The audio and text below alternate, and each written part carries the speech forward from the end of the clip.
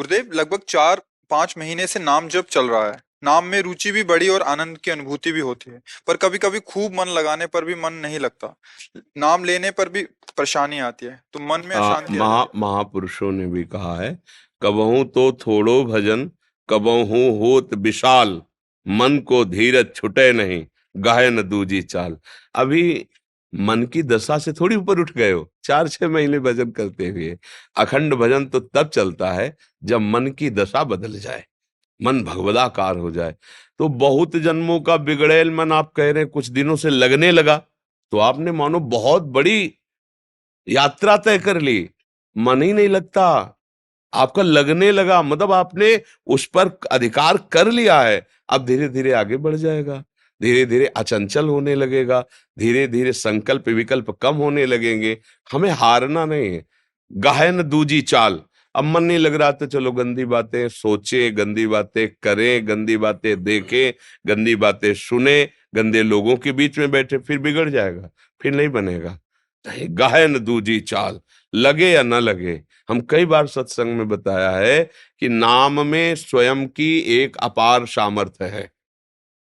जैसे अग्नि की सामर्थ्य दाहिका शक्ति है, आप जान के छुओ, अनजान में छुओ, जबरदस्ती कोई छुआ दे या भूल से छू, सबका परिणाम एक ही होगा, वो जला देगी। उसमें दाहिका शक्ति है। ऐसे मन लगे तो राम कृष्ण हरि, मन न लगे तो राम कृष्ण हरि, फल बराबर मिलेगा।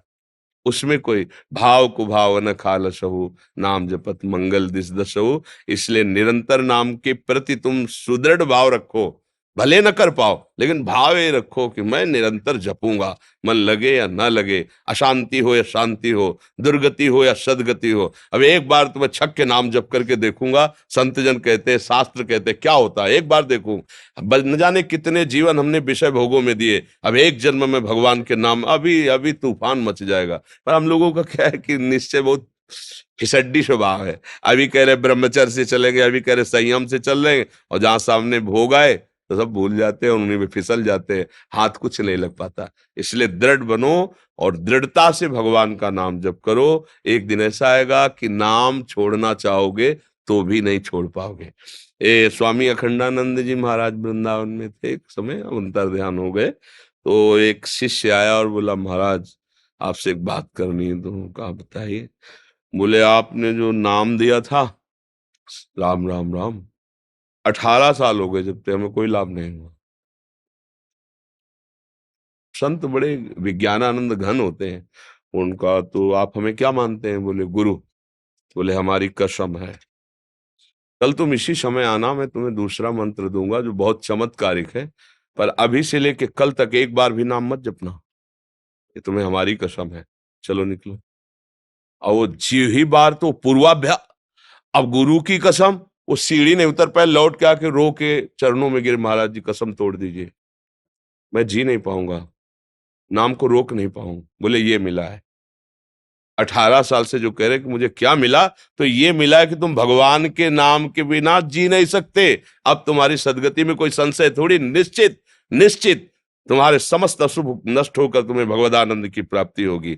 अब जैसे आज से आपको, अभी आप 3-4 महीना की बात करते हैं, आपको हम ही कह दें कि आज के बाद तुम नाम नहीं जप करना, तो यहां से गेट नहीं पार पकड़ पाओगे, 10वीं बार नाम आएगा और होगा कि मैं कैसे छोड़ दूं, ये तो छूटी।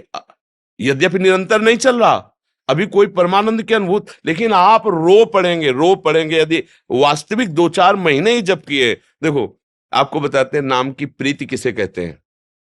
प्रारंभ में जैसे 10 मिनट आप नाम जप करते हैं, केवल 10 मिनट 24 घंटे में।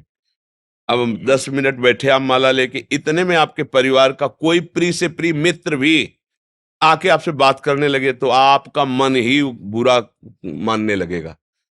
यार 24 घंटे में 10 मिनट तो जपता हूं, फिर भी आके आदमी हमसे मतलब रुचि आई 10 मिनट की, पकड़ो। अगर 10 मिनट की उसको रुचि आ गई तो 24 घंटे पहुंचाने में देर नहीं लगेगी, क्योंकि शुरू हो गया ना चलना।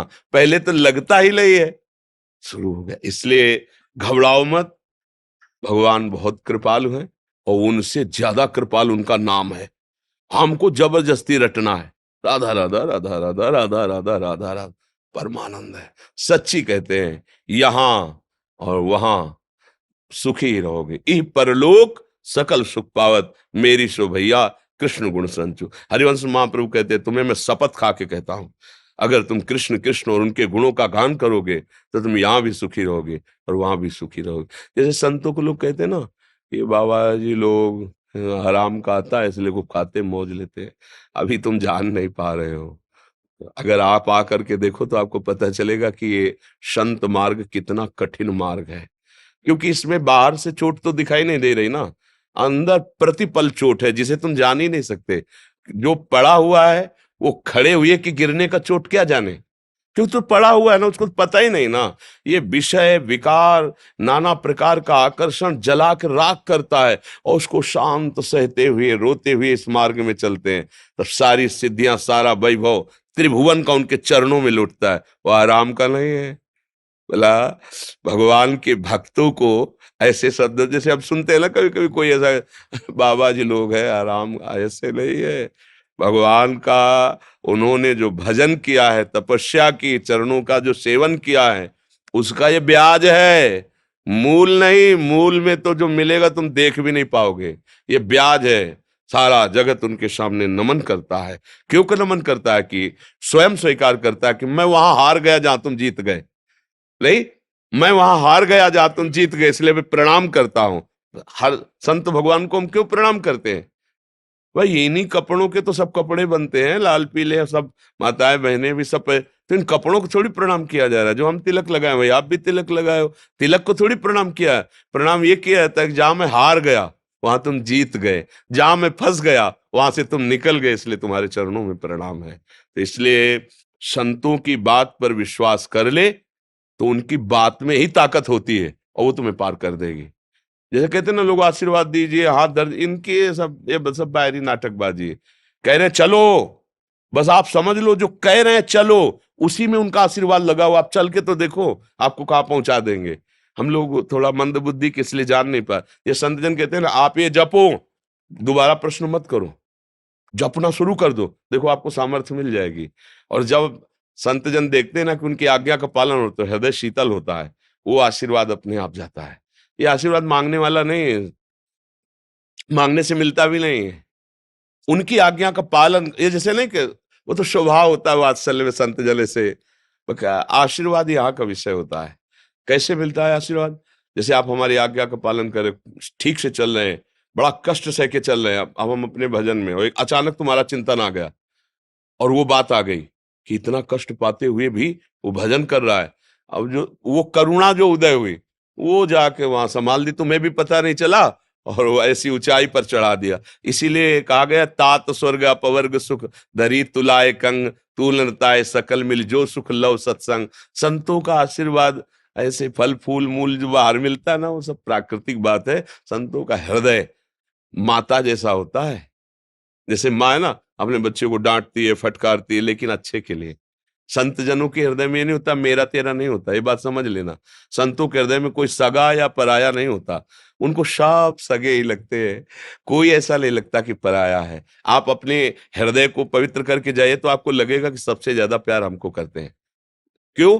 क्योंकि उनके हृदय में सबसे ज्यादा प्यार वास्तविक है आपके प्रति। क्योंकि आपके हृदय में बैठे अपने प्रभु को देखकर जब बर्ताव करते ना, तो सबसे ज्यादा प्यार मिलता है। इसलिए बात मान लो, बस संतों की बात ही आशीर्वाद है। ये जो सब और है ना, सब प्राकृतिक है, ये सब मायाकृत है। जादू टोना ये वो, ये सब तुम्हें दुखी ही करेगा, सुख नहीं प्रदान कर सकता। पक्का समझ लीजिए, सुख प्रदान करेगा। तो गोस्वामी तुलसीदास जी कहते हैं, मैं भगवान शंकर को साक्षी करके कहता हूं, मेरी जबान गल जाए अगर झूठ तनिक भी हो, हमें जो कुछ प्राप्त हुआ है 2 अक्षर से प्राप्त हुआ है, राम। गोस्वामी जी कहते हैं जितने भी संत हुए हैं, बड़े बड़े भागवतिक वैभव, सब भगवान के नाम से। तो आप क्यों नहीं जप सकते? आप में क्या कमी है? आप भी तो भगवान के वही अंश हैं जो वो संत अंश हैं, वही अंश हैं आप निरंतर जपे तो उसी स्थिति को आप प्राप्त हो जाएंगे। और आप सच्ची मानो, अभी आपको एक सुई आपकी जानकारी में चुभोना चाहे तो आप भयभीत हो जाएंगे। और अचानक घटना में कुछ लग जाता है तो देखो सह नहीं जाते, हाथ टूट जाता है, हाथ कट जाता है, आप सह जाते हैं। सोचो इतना कष्ट सह जाते हो, और ये काम क्रोध आदि आपको जरा सा लुभायमान करते हैं, उसको आप क्यों नहीं सह जाते हो? क्योंकि आपने सहने की बात ही नहीं सोची है। आपने भोगने की बात सोची इसलिए फिसल जाते हो। नहीं, आप में इतनी सामर्थ्य है कि आपको कोई परास्त नहीं कर सकता। सच्ची बात मानना। अच्छा, जैसे आपको जेल मिल गई, अब आपको वहां अनुकूलता तो मिलती नहीं, लेकिन जीते हो ना, तो बोले मन मार के जीना पड़ता है ना। हाँ, ऐसे तुम यहां अगर मन मार के जीना सीख जाओ तो तुम महात्मा हो जाओगे, नहीं हो जाओगे। अच्छा, जैसे किसी को जेल मिलती है, एक छोटी सी सेल होती है, छोटी सैया, साधारण कपड़े, साधारण भोजन, और अगर वो आप जीवन यहाँ जी के राम राम कृष्ण कृष्ण हरि हरि राधा राधा, तो आप गृहस्थी में रहते हुए बहुत बड़े महात्मा हो जाओगे, अगर वहां की बात समझ लो। लेकिन जीव की समझ ठीक नहीं, जब वहां जाता है तो उसके होश खराब हो जाते हैं। अब प्रभु से संबंध नहीं, विषयों से संबंध, विषय छिन गए, स्वतंत्रता छिन गई, अब यही जेल है। अब जीवन इधर भोगता है, परिणाम में नरक, फिर उधर भोगता है। इसलिए यहीं सुधर जाओ। यहां तुम्हें कोई गाली दे, सह जाओ, अपमान करे, सह जाओ। वहां वहां डंडा चलेगा तो भी कोई सहयोगी नहीं तुम्हारा। समझो, यही मान लो माया, मैं माया की जेल में हूं, अब मुझे इसे मुक्त होना है। अभी महात्मा बन जाओ। महात्मा का मतलब होता है अच्छे विचार, अच्छे आचरण, अच्छा भाव, अभी आ जाएगा। अब अपने लोग ये तो सोचते नहीं, हमें सुख भोगना चाहे दूसरे को काटना पड़े, बस यहीं से पापाचरण शुरू हो जाता है, यहीं से गंदी बात शुरू हो जाती है, यही दुर्गति का कारण हो जाता है।